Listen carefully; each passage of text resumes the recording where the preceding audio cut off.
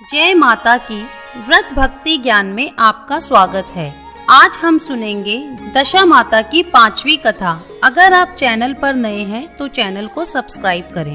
एक साहूकार था, उसके परिवार में 5 पुत्र, उनकी बहुएं तथा एक पुत्री थी। पुत्री का विवाह हो चुका था, परंतु उसका गोना नहीं हुआ था। इस कारण वह भी अपने माता पिता के घर में ही रह रही थी। एक दिन साहूकार की पत्नी दशा माता का डोरा ले रही थी।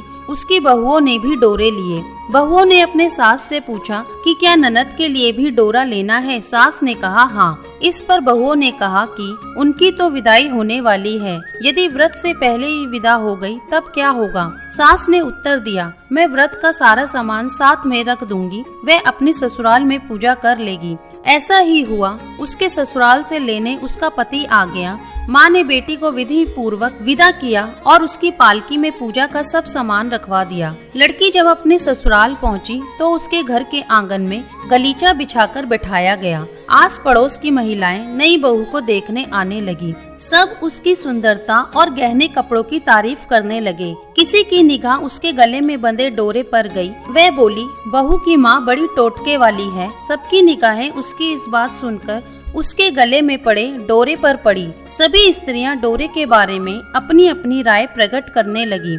शाम को सास, ननद, देवरानी, जेठानी, घर की सभी स्त्रियां भी उसी डोरे की चर्चा करने लगी। सब डोरे की निंदा कर रही थी।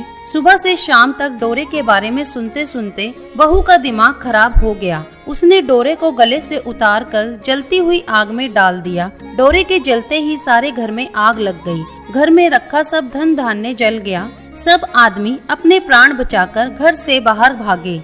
अब घर में केवल नई बहू और उसका पति रह गया। बाकी सब भाग गए थे। घर का सारा सामान जल गया था। घर में अब न खाने को अन्न था और न ही पहनने के लिए वस्त्र बचे थे। इसलिए दोनों पति पत्नी गांव छोड़कर रोजगार खोजने चल दिए। चलते चलते वह उसी गांव में पहुँचे जहां की वह लड़की थी। लड़की ने अपने पति से कहा, तुम यहाँ भाड़ झोंको और मैं भी कोई काम ढूंढती हूँ। पत्नी का कहना मानकर वह भाड़ झोंकने लगा और वह स्वयं एक कुएं पर जाकर बैठ गई। उस कुएं पर सारे गांव की स्त्रियां पानी भरने आया करती थी। उस लड़की की भाभियां उस कुएं पर पानी भरने आई, परंतु उन्होंने अपनी ननद को नहीं पहचाना। वह उससे बोली, तुम तो किसी भले घर की लड़की मालूम होती हो, कुछ काम करना चाहती हो तो बोलो। लड़की बोली, काम तो करूंगी, परंतु कोई नीच काम नहीं करूंगी। बड़ी भाभी बोली, हमारी नंद ससुराल चली गई है, तुम हमारे बच्चों की देखभाल करती रहना और हमारे घर से सीधा लेकर अपना भोजन बना लिया करना। लड़की इस काम के लिए राजी हो गई। लड़की की भाभियां अपने घर आई और सास से बोली, कुएं पर एक अनाथ लड़की बैठी थी, वह हमारे घर रहने और बच्चों की देखभाल करने को राजी है, आप कहो तो हम उसे रख लें। सास ने कहा, खुशी से रख लो, परंतु आपस में कलह मत करना। सब बहुएं राजी हो गई। वह वापस कुएं पर आई और उसे घर ले आई। वह अपने भतीजे और भतीजियों की देखभाल करने लगी और अपना जीवन निर्वाह करने लगी। एक दिन दशा माता का डोरा लेने का अवसर आया। सास के कहने पर सब बहुओं ने डोरा लिया। बहुओं ने सास से पूछा कि क्या इस लड़की के लिए भी डोरा लेना है। सास ने कहा हाँ। बहुओं ने कहा, इसी प्रकार आपने ननद जी के लिए भी डोरा ले लिया था, परंतु पूजा से पहले ही उनकी विदाई हो गई थी। अब इस लड़की का डोरा दिलवाना चाहती हैं। यदि ये पूजा से पहले चली गई तो क्या होगा। सास बोली, तुम्हारी नंद ने अपने घर जाकर पूजा की होगी। यह लड़की पूजा होने तक इसी घर में रहेगी तो अपने आप पूजा में शामिल हो जाएगी, और यदि कहीं चली गई तो वहाँ पर भी पूजा कर लेगी। सर्वसम्मति से लड़की ने भी दशा माता का डोरा ले लिया। 9 दिन तक वह दशा माता की कहानी तथा व्रत पूजन में शामिल होती रही। 10वें दिन लड़की की माता व बहुओं ने सर से स्नान किया और घर में चौका लगाया तथा पूजन की तैयारी करने लगी। लड़की बहुओं से बोली, यदि कोई पुराना कपड़ा मिल जाए तो मैं भी स्नान कर लूं। बहुओं ने अपनी सास से पूछकर अपनी ननद की साड़ी उस लड़की को दे दी। अपनी पुरानी साड़ी लेकर वह स्नान करने गई। उसने सर से स्नान करके साड़ी पहनी और घर आ गई। घर पर पूजा आरंभ हो गई। वे जैसे ही पूजा के पास आकर बैठी तो बहुओं ने कहा, यह तो हमारी ननद जैसी लग रही है। इस पर सास ने नाराज होकर कहा, तुम्हारे मन में जो आता है बोलती रहती हो, पूजा के समय भी चुपचाप नहीं बैठा जाता है। चुप रहो, मुझे कथा कह लेने दो, तुम्हारी बातों से कथा में विघ्न पड़ता है। बहुएं चुप हो गईं। घर की सब स्त्रियों ने पारण किया। लड़की ने भी पारण किया। इसके बाद स्त्रियां एक दूसरे का सर गूंथने लगी। एक ने लड़की का सर गूंथना शुरू किया। वह बोली कि जैसी गुथ सिर में है वैसी गुथ हमारी ननद के सिर में भी थी। सास नाराज होकर बोली, तुम मेरी बेटी की तुलना इससे क्यों कर रही हो?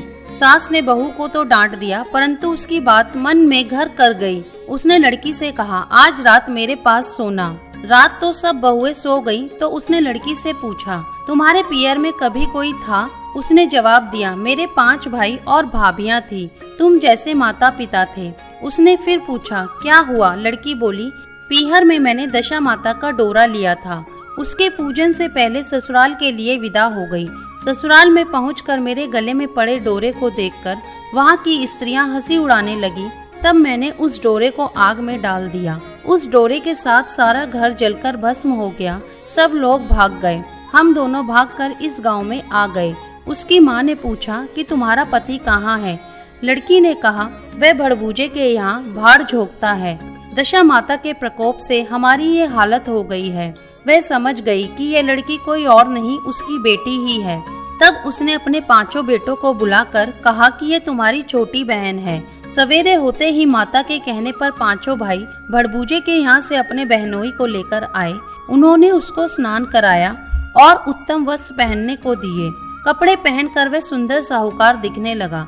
वह कुछ दिन ससुराल रहकर अपने घर चला गया। घर पहुंचकर उसने देखा कि सब लोग पहले की तरह सुख पूर्वक रह रहे हैं। इसके बाद वह ससुराल आया और अपनी पत्नी को विदा कर घर ले गया। वह अपनी दशा पर विचार करती हुई जा रही थी। मार्ग में एक नदी पड़ी। उस नदी में स्नान करके अप्सराएं दशा माता का डोरा ले रही थी। उनके पास एक डोरा बच गया था। वह अप्सराएं बोली, यदि इस डोली में कोई उच्च वर्ग की स्त्री हो तो उसे ये डोरा दे दो। उन्होंने डोली के पास जाकर पता किया और वह डोरा उस लड़की को दे दिया। जब लड़की अपनी ससुराल पहुंची तो सास थाल सजाए, ननद कलश लिए और देवरानी जेठानी अन्य मांगलिक वस्तुएं लिए उसका स्वागत करने के लिए खड़ी थी। नेक दस्तूर हो जाने के बाद लड़की को आसन पर बैठाया गया। आसन पर बैठने के बाद लड़की ने कहा, आप लोगों ने पहली बार दशा माता के डोरे के लिए अपशब्द कहे थे, जिसका फल यह हुआ कि घर के सब लोग बिछुड़ गए तथा घर का धन धान्य जलकर स्वाह हो गया।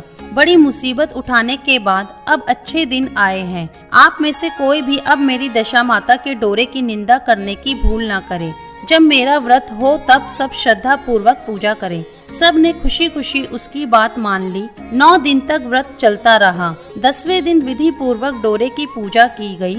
7 सुहागनों को न्योता दिया गया।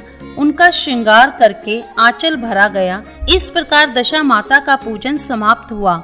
जिस प्रकार दशा माता ने उस लड़की के दिन फेरे, वैसे ही वह सब पर दया करे। अगर वीडियो अच्छी लगी हो तो कमेंट बॉक्स में दशा माता की जय लिखना ना भूलें और चैनल को लाइक, शेयर, सब्सक्राइब करें।